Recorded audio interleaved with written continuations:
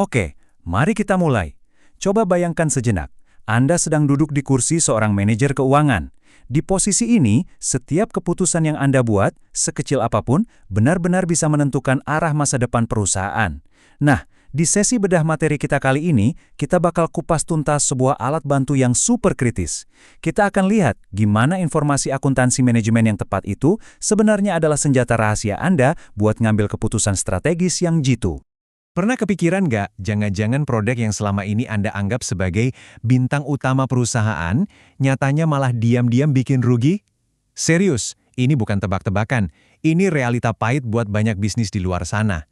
Sering banget ada bahaya tersembunyi dari biaya overhead yang salah hitung, yang diam-diam ngerogotin margin keuntungan Anda.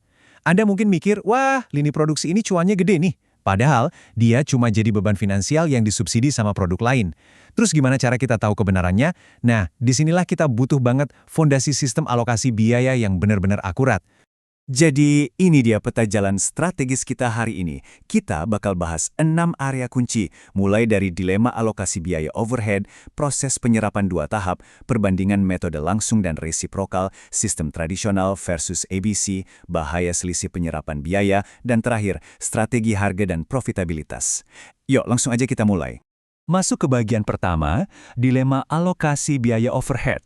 Sebagai pengambil keputusan, kita dihadapkan pada satu masalah fundamental banget di akuntansi manajemen, yaitu gimana sih cara kita nangani biaya-biaya yang wujud fisiknya tuh gak kelihatan di produk akhir? Beda sama bahan baku kayak baja buat rangka mesin atau upah buruh pabrik yang bisa gampang banget kita hitung per unit produknya. Overhead ini biaya nggak langsung. Coba deh pikirin soal tagihan listrik pabrik, sewa gedung, penyusutan mesin, atau asuransi fasilitas. Biaya-biaya ini tuh sifatnya licin, nyebar kemana-mana dan nggak bisa langsung dilacak ke satu produk tertentu. Karena kita nggak bisa langsung nunjuk, oh ini porsinya segini, kita terpaksa pakai metode alokasi atau pembagian yang harus ekstra hati-hati. Kenapa? Karena kalau kita salah bagi, boom, seluruh struktur harga jual kita bisa runtuh dari dalam.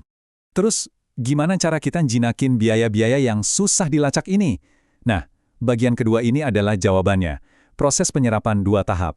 Ini adalah kerangka dasar yang udah nyelamatin banyak banget pabrik dari kekacauan finansial.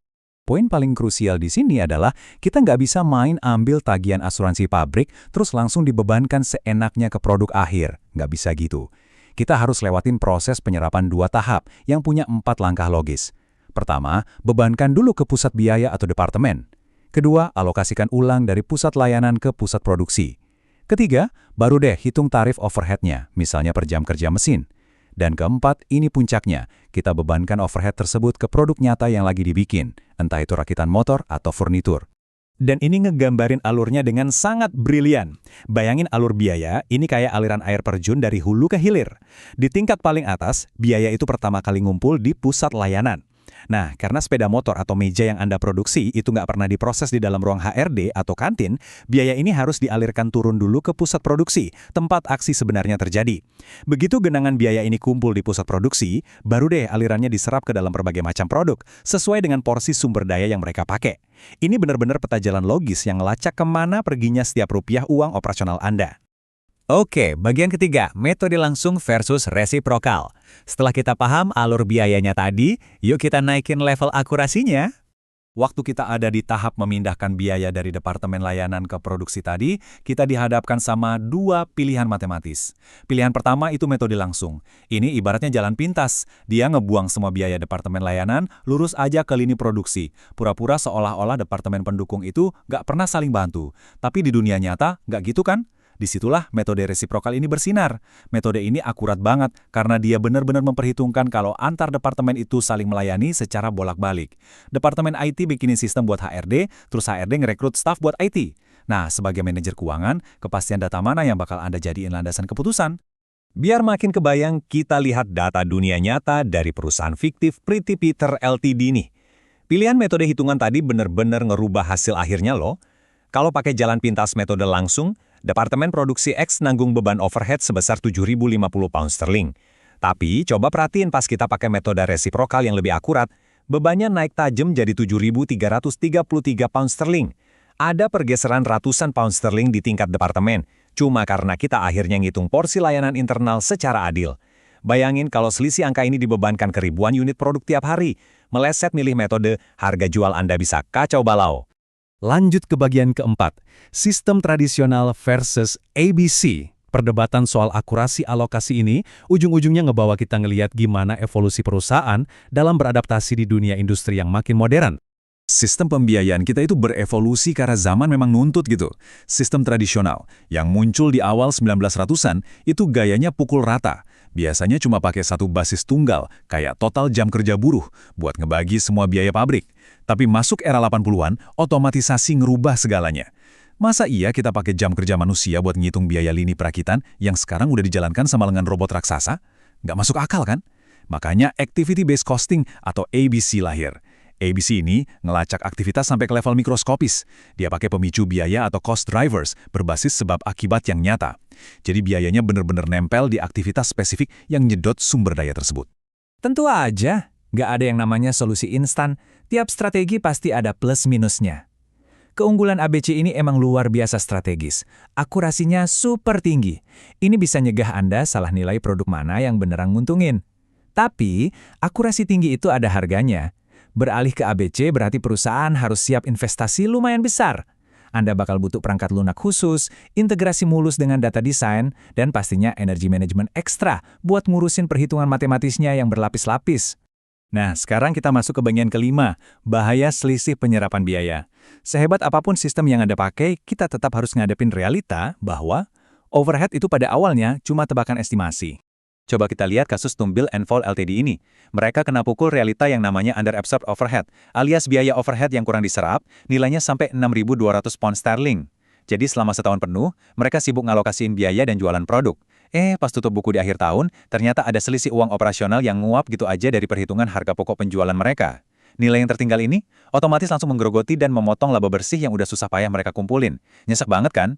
Tapi, kok bisa sih anomali bahaya ini kejadian? Jawabannya ada di jarak antara waktu dan realita. Sepanjang tahun, pabrik membebankan overhead pakai tarif yang ditentukan sebelumnya, jauh di awal tahun. Tarif ini pada dasarnya ya cuma tebakan teredukasi aja, dibangun di atas asumsi anggaran dan target produksi. Masalahnya, dunia nyata kan selalu punya rencananya sendiri.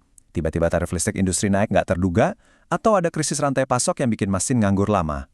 Nah, pas realita beda sama estimasi, disitulah lahir selisih penyerapan biaya.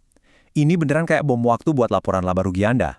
Akhirnya kita sampai di puncak strategis pembahasan kita. Bagian ke-6, strategi harga dan profitabilitas.